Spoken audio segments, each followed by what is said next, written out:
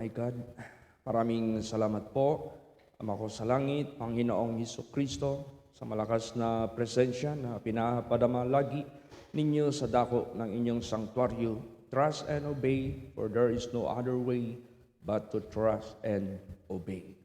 Marami pong salamat, lagi niyo po kaming pinapalalahanan na hindi kami mag-separate dyan sa inyo, ni mag-rebel against you, kundi kinakailangan lang naming mag-abide sa inyo at mag-submit dyan lagi sa inyo. Kaya pagpalain niyo po ang aming devotional, patuloy po kayo sa pag-bless sa bawat buhay ng inyong mga anak dito man sa inyong sanctuaryo at lahat na naka-hook up, nag-aabang lagi dyan po sa live. Marami pong salamat sa oportunidad na ipinagkaloob niyo po sa amin na makarating ang inyong mensahe saan mang sulok ng sanglibutang ito, saan mang region ng aming bansa, saan mang bansa sa buong sanglibutan ay pahintulot niyo po na marinig ang inyong mga banal na salita para ang bawat buhay ng inyong mga anak ay lagi pong kondisyon kahit paman sa pananampalataya, sa pananalig at pagsunod po sa inyo na walang alinmang pag-alinlangan. Kaya be with us, O God, in thine almighty way. Kayo po nagsabi na manhingin niyo sa aking pangalan ay pagkaloob ko. In Jesus' name, Amen. Everybody say, praise the Lord. Praise the Lord. Please be seated. Let us open our Bible on Proverbs chapter 8, verse 32 hanggang 36. Praise the Lord. Now therefore hearken unto me, O ye children, for blessed are they that keep my ways. Hear instruction, and be wise, and refuse it not. Blessed is the man that heareth me, watching daily at my gates, waiting at the post of my doors. For whoso findeth me findeth life, and shall obtain favor of the Lord. But he that sinneth against me wrongeth his own soul. All they that hate me love death. Yan. So, pinaparating lamang ng Diyos sa ating buhay kung ano ang kanyang pamamaraan, pamalakad sa bawat nilalang niya sa sanglibutang ito. He created us and He established law or commandments that we should listen and we should obey. At nagbigay na siya sa atin ng kanyang pamamahayag kung anong meron, anong mangyayari if we obey Him, anong mangyayari if we disobey Him. Nandyan na lahat. Kaya nga ang Diyos nagsasabi, I set before you two things, curse and blessing, life and death. Pero ang Diyos mismo nagmumungkahi sa atin, choose life. Praise the Lord. Piliin ninyo ang buhay. God is always recommending us what is appropriate and good for us. Kaya nga sinasabi diyan, God hath no pleasure in the death of the wicked. So, ang Diyos nagpapahayag ng tama at nararapat sa atin. Kaya napaka-importante po tayo ng mga nilalang ng Diyos makarinig ng salita mula sa ating Ama sa langit. Dahil siya itong katotohanan na naghahayag sa atin sa ikaliligtas natin. Kaya sinasabi diyan, now therefore hearken unto me, ye children, for blessed are they that keep my ways. Hear instruction, be wise, and refuse it not. Blessed is the man that heareth me, watching daily at my gates, waiting at the post of my doors. For whoso findeth me findeth life, and shall obtain favor of the Lord. But he that sinneth against me wrongeth his own soul. All they that hate me love death. You see, prangka masyado ang Diyos sa atin. Walang halong pambubola. Walang halong kasinulingan. Kaya, therefore, let us open our ears and listen carefully to His words dahil ito yung magbibigay sa atin ng right direction. Sinabi diyan, mapalad yung nag-aabang. Sinabi dito, blessed is the man that heareth me watching daily at my gates, waiting at the post of my doors. Naghihintay kailan bumukas yung kanyang mga pintuan, papasok sa pagpakinig ng banal na salita ng Diyos. Kaya, pag gising ko ng 4:30 to prepare the devotional message from our Lord Jesus Christ, marami ng mga nagigreet. Pastor, good morning. Kumusta? Good morning po. Praise the Lord. Ibig sabihin yan, they are waiting. Sa pagbukas, kahit pa man ang ating devotional, mapalad sila. Kaya minsan, tinitingnan ko yung devotional natin, mas marami pang viewers kaysa prayer meeting, Friday night service. Sabi ko, mas marami atang mga anak sa Diyos na available, na naghihintay sa morning devotional kasi mas marami itong viewers. Samantalang yung Wednesday, Friday, or evening services, mas lesser ang viewers.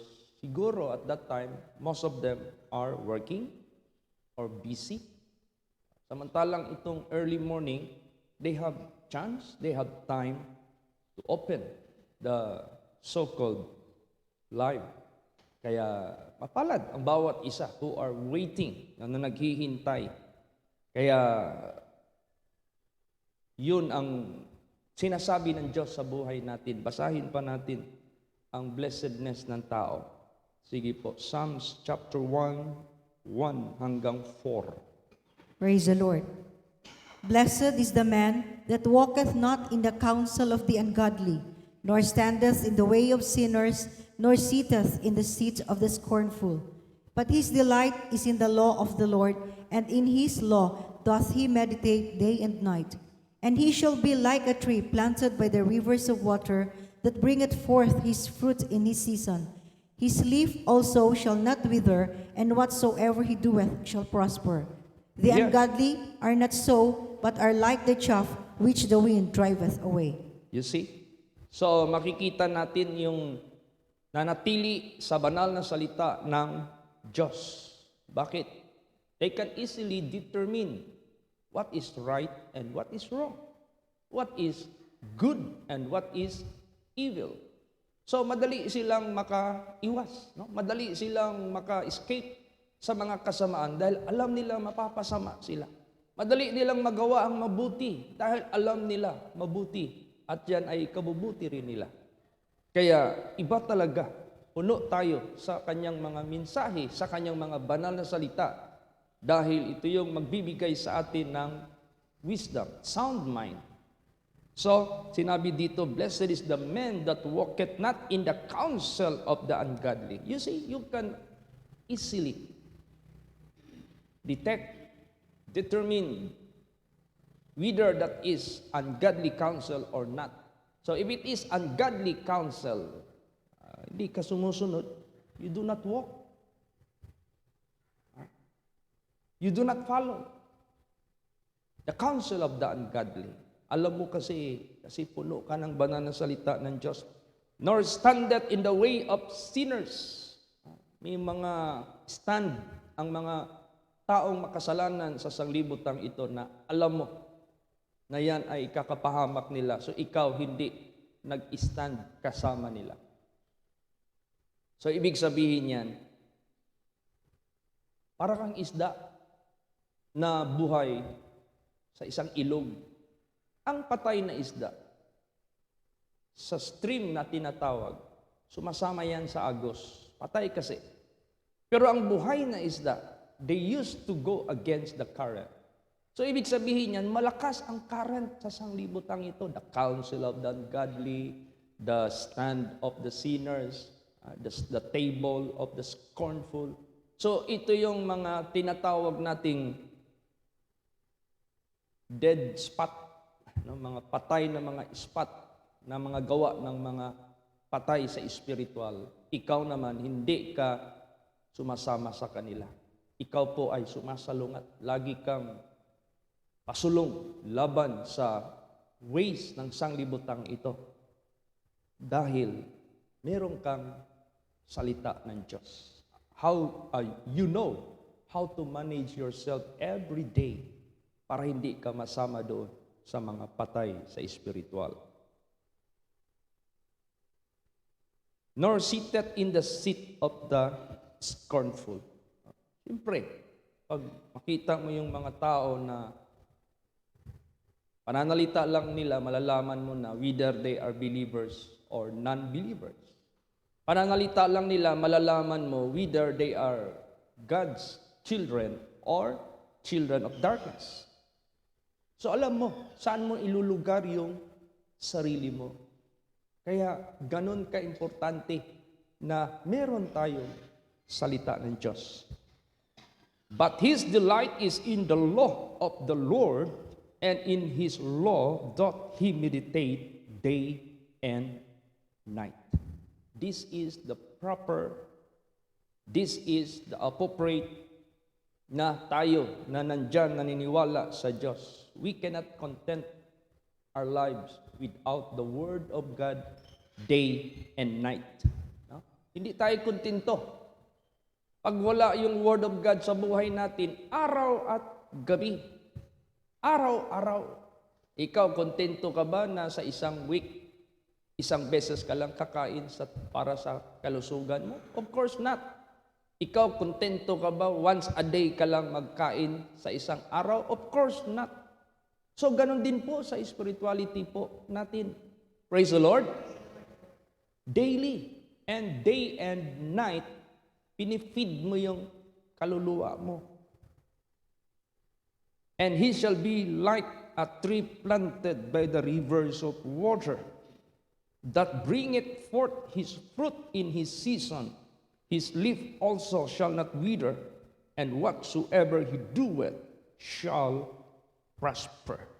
So, ibig sabihin yan, katulad ka sa isang tanim na natanim sa tabi ng ilog, na hindi nagda-dry.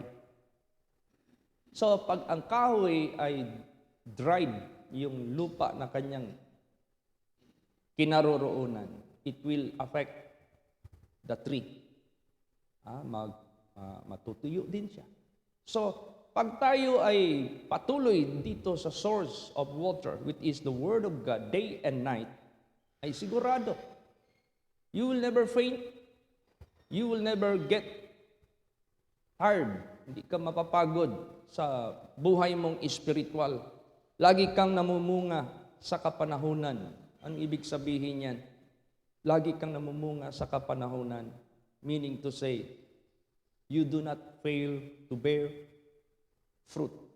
What is that fruit? Yun yung fruit of the Spirit. Hindi yan mawawala sa buhay mo. That is being maintained. That is being sustained. That is being upholded sa buhay mo. Dahil nga, para kang natanim sa tabi ng ilog. Enough yung source ng iyong pangangailangan. Spiritually, you will never get tired. Hindi ka talaga mapapagod. So, his leaf also shall not wither, and whatsoever he doeth shall prosper. Ano mang gagawin mo, magpa-prosper. Big sabihin yan, because God bless you. God is showing His promise to you. Pinapakita niya lang yung pangako ng Diyos sa buhay mo na hindi kanya pababayaan, tutulungan kanya. The ungodly are not so, but are like the chaff which the wind driveth away. Ibig sabihin yan, the ungodly shall not stand in the congregation of the righteous. The ungodly shall not stand in the judgment. So, ibig sabihin yan, iba ang meron panindigan dyan sa banal na salita ng ating Panginoong Diyos. Praise the Lord! So, ang importante sa buhay natin, nakikinig tayo sa kanyang tinig, nakikinig tayo sa kanyang mga banal na salita, at sumusunod. There is no such comparison na blessedness, happy, and matatawag nating mapalad sa mga nakikinig at sumusunod. Dito sa Bible, meron silang sinasabi kay Lord Jesus. Mapalad daw yung tao na doon siya nagadudo. Mapalad daw yung tao na doon siya nanggaling ipinanganak. Pero anong sagot ni Lord Jesus? Basahin natin. Luke 11:27 and 28. Praise the Lord. And it came to pass, as he spake these things, a certain woman of the company lifted up her voice and said unto him, Blessed is the womb that bare thee, and the paps which thou hast sucked. But he said, Yea, rather blessed are they that hear the word of God and keep it. Ayan. Ito yung mga Marians. Ano yung mga Marians? Yung mga sumasamba kay Maria. Tinatawag nilang Mother of God. Tinatawag nilang kung ano-ano pa yung mga titulo na binibigay nila. Hindi nila alam na mismo si Lord Jesus Christ nga, hindi nga nagtawag sa kanya na Mother. Woman. Woman. Behold thy son. Son, behold thy mother. So ibig sabihin yan, huwag mong i-worship ni huwag mong itaas si Maria. Minsan ang may mga tao ngayon sa sanglibutang ito, mas taas pa ang tingin nila kay Maria kaysa sa ating Panginoong Hesukristo. When in fact, Mary is not yet resurrected. Hindi pa yan na-resurrect. Waiting pa yan sa pagdating ng ating Panginoong Hesukristo. So, that's why, anong sagot ni Lord Jesus Christ? Pagsabi ng mga tao na isang grupo na nagsigaw, Blessed is the womb that bare thee, and the paps which thou hast sucked. But he said, Yea, rather, blessed are they that hear the word of God and keep it. Ibig sabihin yan, ang mapalad na maituturing ng Diyos, ng ating Panginoong Hesukristo, yung nakikinig at sumusunod sa kanyang banal na salita. Walang sinabi yung kahit siya ang ginamit ng Diyos na doon siya nagsuso, doon siya lumabas sa kanyang sinapupunan, it doesn't matter. Huwag mong gawing matter na porque siya ang ginamit ng Diyos. Siya na yung pinakamapalad. Ay what if kung hindi siya sumunod? What if kung hindi siya nag-obey sa salita ng Diyos? Kaya laging tinuturo ni Lord Jesus Christ, Yea, rather, mapalad ang nakikinig at gumagawa sa kanyang napakinggan sa salita ng Diyos. Praise the Lord! Kaya sa buhay natin, huwag kang magsunod-sunod dyan sa mga tao na halos wino-worship na nila si Maria. Huwag. Mali yan. Tingnan mo si Lord Jesus Christ, ano ang mga response niya doon sa mga Marians na masyado nilang ina-idolize si Maria. Doon tayo kay Lord Jesus Christ makinig. Kasi kinokorek niya yung mga tao noon. Kinokorek niya ang mga maling direksyon. Kinokorek niya ang maling hinala. Kinokorek niya ang maling paniniwala, pananampalataya. Kaya kinakailangan, magbabasa naman lang tayo ng Bible, nakikinig naman lang tayo ng Word of God, unawain mo ng husto. Importante yung mga advice ni Lord Jesus Christ. Praise the Lord! Kasi ito yung katotohanan. Ito yung totoo. Ngayon, mag-inquire ka pa.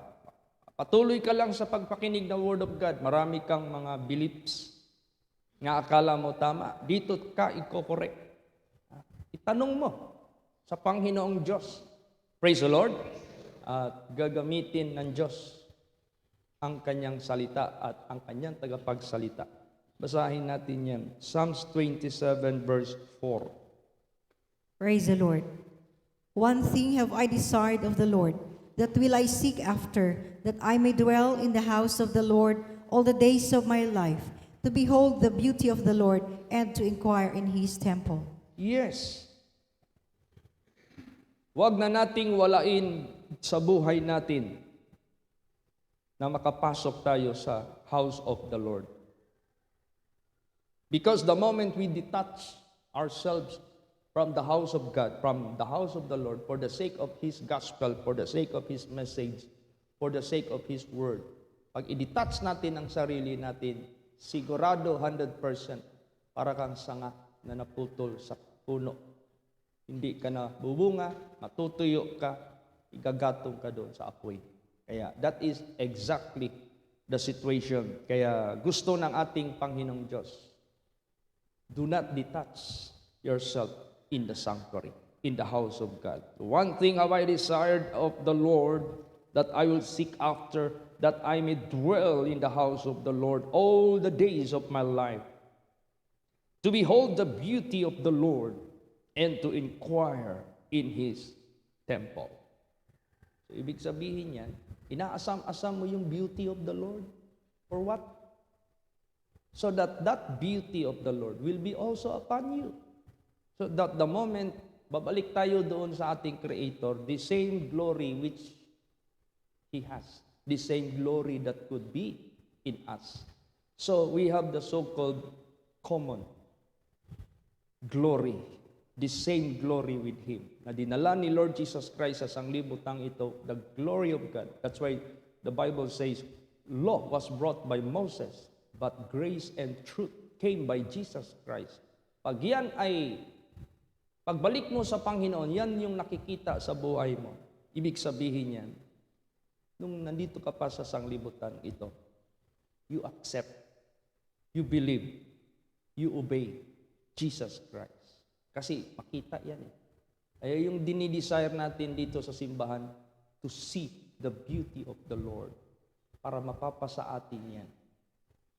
And to inquire in His temple. No? Marami kang katanungan sa buhay mo. Na meron kang mga iniisip, gusto mong gawin, subalit alanganin ka, baka magkakamali ka. Come into the sanctuary and pray. Inquire the Lord about that. Sasagutin ka ng ating Panginoong Diyos. Praise the Lord. Bibigyan ka niya ng answer. Kaya lahat ng mga questions sa buhay, dito sinasagot ng ating Panginoong Diyos.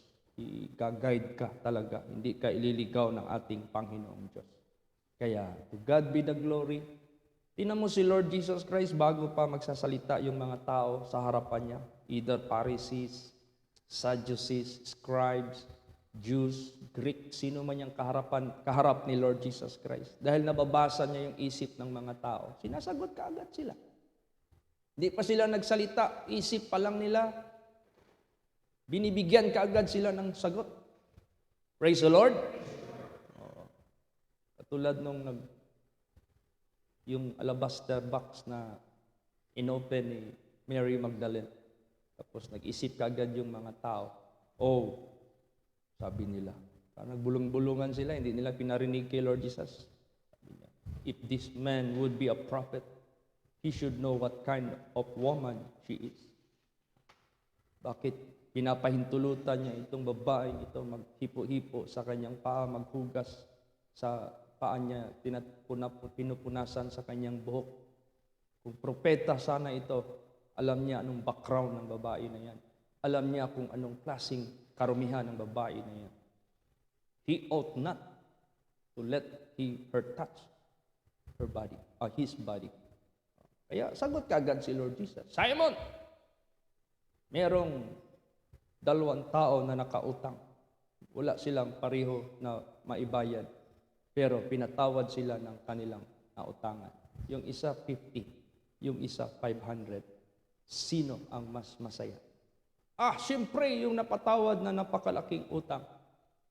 Itong babaeng ito, malaki ang kasalanan na napatawad sa kanya. Kanina pa ako pumasok dito sa bahay niyo, wala man lang humugas sa paa ko. Dahil sa babaeng ito na malaking kasalanan na patawad, gano'n na lang ang ginaganti niya sa Panginoon. O di, ibig sabihin niya, lahat ng query natin, pagpasok natin dito sa simbahan, because the Spirit of God is upon this place, He will answer it. Praise the Lord. Di ka pa nagtanong, nag-isip ka pa lang, alam na ng ating Panginoon. Kaya there is no such queries, there is no such questions that can never be answered the moment you enter into the church. Praise the Lord. So, ano palang meron dito sa simbahan na ito? How do you compare it outside? Basahin natin. Psalms 84 verse 10. Praise the Lord. For a day in thy courts is better than 1,000. I had rather be a doorkeeper in the house of my God than to dwell in the tents of wickedness. Ayan, that is the comparison. Ang isang araw sa iyong sawang o sa iyong church or temple, mas maigi kaysa sa 1,000 sa labas. O, ang laki kaya ng difference. Bakit? Dito, whole truth, ang buong katotohanan ang maririnig mo. Doon sa labas, puro kasinungalingan, puro half truth. Walang magsasabi sa iyo doon ng totoo. Dito lang. Ang Diyos lang ang magsasabi sa atin ng totoo. Kasi dyan sa labas, impluwensya yan ng dyablo. Dyan sa labas, impluwensya yan ng kapahamakan. Dyan sa labas, impluwensya yan ng kalikuan. Kaya anong nangyari kang Adam at kang Eve na hindi sila nakinig doon sa Diyos, doon sila nakinig sa labas? Di ba napahamak sila? Anong nangyari sa mga tao sa panahon ni Noah?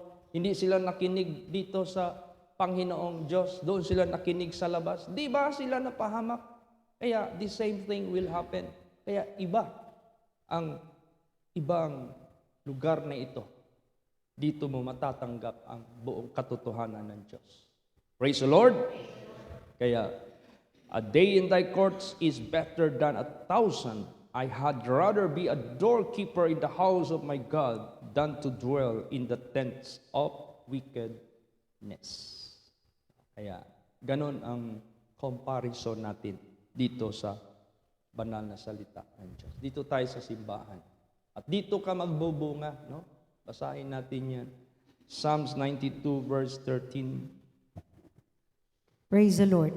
Those that be planted in the house of the Lord shall flourish in the courts of our God. Yes, so you will be flourishing.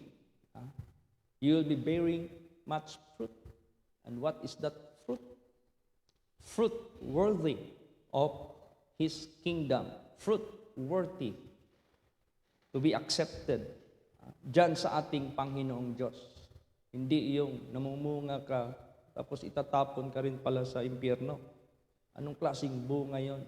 Ay siyempre, doon mo yan nakuha sa labas. Natanim sa isip mo, sa puso mo na kasunungalingan, deception ni Satanas. Namunga ka ng pagkakasala. Namunga ka ng pag-alinlangan sa Diyos. Namunga ka ng pagrebelde sa Diyos. Lahat ng mga, kung ano yung meron kay Satanas na dinidescribe dyan sa kanya, yan din ang magbunga sa buhay mo. Sigurado. Kapahamakan ang iyong maangkin. Kaya, importante masyad yung Word of God at gawin natin ito. Basa. Matthew 7:24. Praise the Lord. Therefore, whosoever heareth these sayings of mine and doeth them, I will liken him unto a wise man which built his house upon a rock. Yan. Kaninong salita ang ating pakinggan at gagawin? Salita ni Lord Jesus Christ. Bakit? Ano ang salita niya? Salita ng Diyos. Dahil in the beginning was the Word, and the Word was with God, and the Word was God, and the Word became flesh, and dwelt among us, and that is our Lord Jesus Christ. So, sino yung makinig sa Kanya at susunod, maging isang taong matalino na nagtayo sa kanyang bahay sa ibabaw ng bato. When the rain descended, when the flood came, when the wind blew and beat upon that house, it shall never, never be moved because it was founded upon a rock. That is the judgment day sa buhay ng tao. Pero nakinig ka, hindi mo sinunod. Katulad ka sa isang tao na nagtayo ng kanyang bahay sa ibabaw ng buhangin, pagdating ng ulan, pagdating ng baha, pagdating ng hangin, humampas sa bahay na yan, laking kasiraan ang nangyari sa bahay na yan because it was founded upon the sun. So, ganon ang pinapahiwatig ng Diyos sa ating lahat. Praise the Lord. Not only to hear or listen to His words, but keep it. Gawin natin lahat. You want to be safe from evil sa mundong ito? Basahin natin Proverbs 1:33. Praise the Lord. But whoso hearkeneth unto me shall dwell safely, and shall be quiet from fear of evil. Yan. Sino man ang nakikinig sa akin, mananahang safe. At magpakailan pa man, hindi sila matatakot sa kasamaan. Huwag tayong matakot sa pandemic. God can keep us safe. No? Huwag tayong matakot sa pangyayari ngayon sa sanglibutang ito, spiritually and physically or materially. God can keep us safe. Iingatan talaga tayo ng ating Panginoong Diyos. So, the most evil and dreadful thing that will happen sa buhay natin na huwag dapat mangyari, walang iba, kundi yung unbelief natin sa Diyos. Yung disobedience natin sa Diyos. That is the most dreadful thing na mangyari sa buhay natin.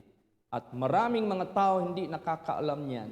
Dahil because of their unbelief, the God of this world, which is the devil, hath blinded them, lest the glorious gospel of Jesus Christ shall shine unto them. Kaya they are doing it ignorantly, innocently, without knowledge, without wisdom. That's why God said, my people are destroyed for lack of knowledge, because they reject knowledge. They reject the invitation. They reject to come into the sanctuary to listen His precious words. They reject to listen kahit naman sa mga live streams, sa preaching ng banal na salita ng ating Panginoong Diyos. They prefer to view those mga artista, mga actors, mga actress, na ang gagaling nilang mag-action, but when in fact, they were just paid to act those stories. They are not real.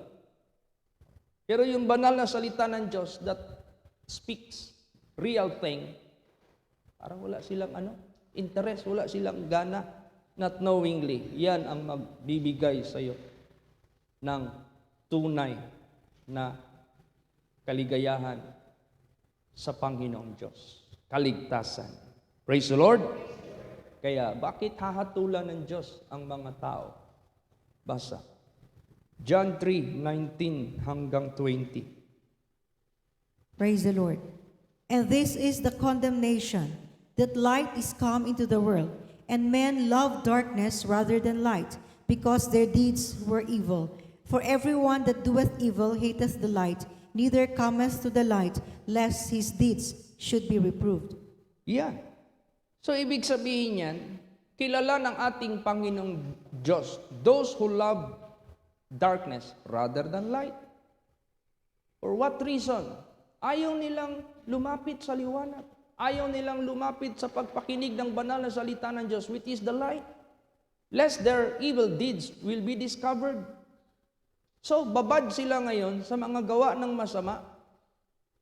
Narinig na nilang banal na salita ng Diyos, come out from among them and be separate. That's not the unclean thing. Maglinis kayo. But these people refuse to repent. Refuse to get away from their wicked ways. Kaya hanggang maabutan sila ng katulan ng ating Panginoong Diyos. That is the condemnation. When light come into this world, people love darkness rather than the light. Kaya, ganun. Alam nyo, merong epekto yan. Pag hindi tayo naging matino, hindi tayo nakinig sa ating Savior na gustong magligtas sa atin and we refuse Him, ay nako, merong konsekwensya na hindi maganda. Last verse, pakibasa. 1 Corinthians 16:22. Praise the Lord. If any man love not the Lord Jesus Christ, let him be anathema maranatha. Yes. Sino man hindi iibig kay Kristo Jesus. Pag sinabing anathema, let him be accursed. Maranatha, Jesus is coming. So ibig sabihin yan, pagbalik ng ating Panginoong Hesukristo, diyan nila marirealize, those who love Him and obey Him will be lifted up into eternal glory. Those who do not love Him will be left and will be judged to eternal damnation. Kaya, to God be the glory. Pasalamat tayo sa ating Panginoong Diyos. Now therefore hearken unto me, ye children, for blessed are they that keep my ways. Hear instruction and be wise and refuse it not. Blessed is the man that heareth me, watching daily at my gates, waiting at the posts of my doors. For whoso findeth me findeth life, and shall obtain favor of the Lord. But he that sinneth against me wrongeth his own soul. All they that hate me love death. Kaya, huwag tayong matakot sa pangyayari sa mundong ito. Doon tayo matakot sa Panginoon na naghahatol sa lahat. Kaya, to God be the glory, by the Word of God, naging aware tayo, at all we have to do is to fear God and keep His commandments. For this is the whole duty of man. The whole duty of man. Let us hear the conclusion of the whole matter. Let us fear God and keep His commandments, for this is the whole duty of man. For every secret thing, whether good or evil, God will bring it into the judgment. Kaya tayong lahat, maging masaya at maging handa, at huwag nating putulin ang ating mabuting ugnayan sa Diyos sa pamagitan ng faith at dyan sa kanyang banal na salita at pagsunod nito. Praise the Lord! Magsitayo po ang lahat. Let us all pray. Hallelujah. How great thou art. Maraming salamat po, Panginoong Hesukristo, sa patuloy niyo pong pagbibigay sa amin ng daily bread. Marami pong salamat sa inyong pag-sustain sa amin to keep us strong, to keep us healthy, physically, and above all spiritually, morally, and even mentally. Kaya patuloy po kayo, Lord Jesus, sa pag-feed ng inyong mga anak dyan po sa inyong mga banal na salita.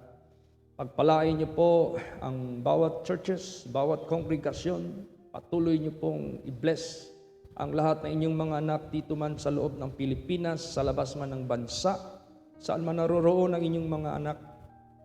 Lord Jesus, abutin niyo po sila sa inyong mga banal na salita. Pagpalain niyo po ang lahat ng mga gawain ng inyong mga anak sa araw na ito. Pagpalain niyo po ang lahat ng mga tinutungo ng bawat isa. At patuloy po kayo, Lord Jesus, sa pag-preserve sa aming paglabas at sa aming pagpasok from this time forth even forevermore. Cover us always with your precious blood so that no evil can defile us nor can disturb us. Maraming salamat. Patuloy niyo pong i-sustain, i-bless ang lahat ng inyong mga anak. Patuloy niyo pong bigyan ng sakdal na kagalingan ng inyong mga karamdaman. At patuloy niyo po, Lord of God, bigyan ng kasigasigan ang bawat isa.